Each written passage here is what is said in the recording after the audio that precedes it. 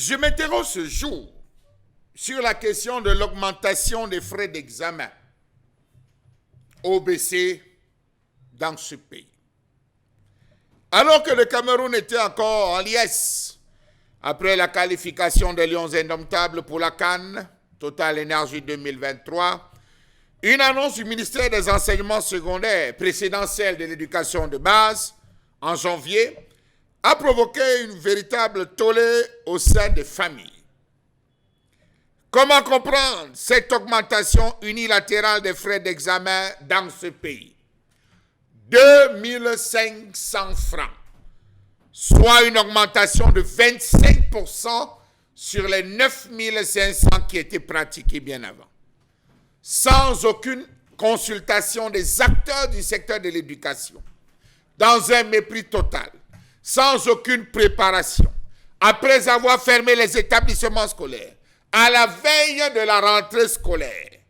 On le décide dans une lâcheté légendaire, on dit augmentation, et ça passe non pas par la voie la plus autorisée, mais ça passe par des circulaires adressés à l'endroit des délégués régionaux.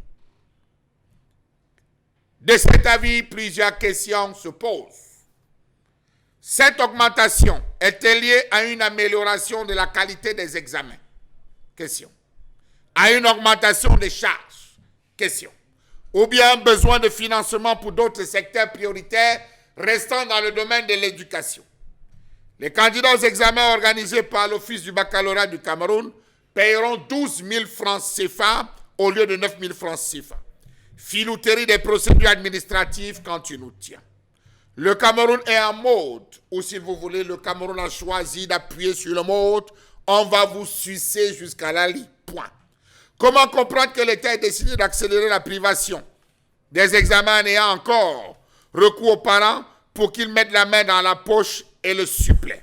Il est incompréhensible de demander aux parents de supporter une telle charge, surtout lorsque la préparation financière pour la scolarité est devenue un casse-tête.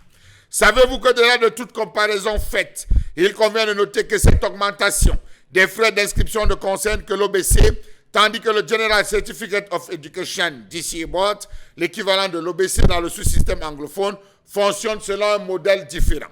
Dans ce sous-système, les élèves payent les frais d'examen par matière, ce qui peut parfois représenter un coût total inférieur à celui des élèves du système francophone.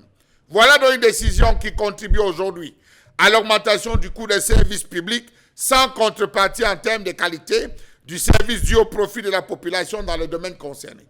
Précisons que ces frais payés n'engagent pas les timbres, n'engagent rien comme facture, comme constitution du dossier, photocopier et tout. Non, c'est les frais exigibles qu'il faut d'abord verser. À titre d'exemple, le ministre, cette démarche, dit-on, rentre en droite ligne avec la loi des finances 2023 qui institue dans son article 30, page 49, que l'augmentation de certains frais d'examen et concours, et concours au Cameroun. À titre d'exemple, le ministre de l'Éducation de base, Laurent Serge Toundingwa, à la faveur de cette loi de finances, avait ordonné en janvier de l'année en cours l'augmentation de 2500 francs CFA des frais d'examen de l'enseignement de base. Les frais sont passés de 3500 francs à 6000 francs. Pourquoi pas dans le sous-système anglophone?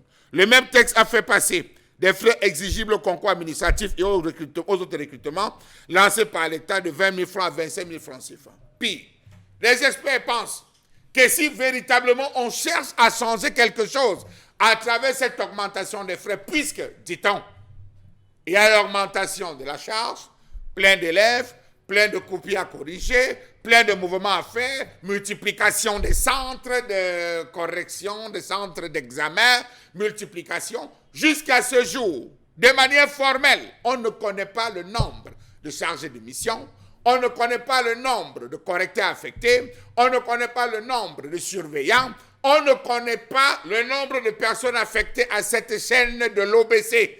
Un flou total, pareil comme le nombre d'enfants devant présenter les examens. En termes de candidats libres, on n'en connaît pas. En termes de candidats réguliers, rien n'est dit, rien n'est fait. Une opacité totale. Pire, on fait une augmentation dans le sens de réguler, alors que nous avons des enseignants qui, depuis des années, n'ont pas perçu les différents frais. Frais de correction, frais de surveillance, frais de tout ce que vous pouvez imaginer.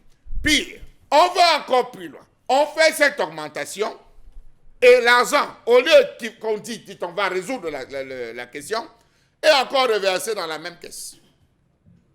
Autre fait, plus grave, jusqu'à ce jour, malgré les plaintes des parents, malgré la sortie de certains leaders de partis politiques et acteurs de la société civile, Madame le ministre n'a fait aucune sortie pour justifier, payer un poids, c'est tout. Était-ce une hausse ou un braquage, tout simplement, des parents, même si c'est couvert par la loi de finances 2023, lorsqu'on sait enfin que tout sera reversé dans une et une seule caisse et que l'ordonnateur de cette caisse est de loin être Madame le ministre de l'Éducation, des enseignements. Non, je sais ce que j'ai dit.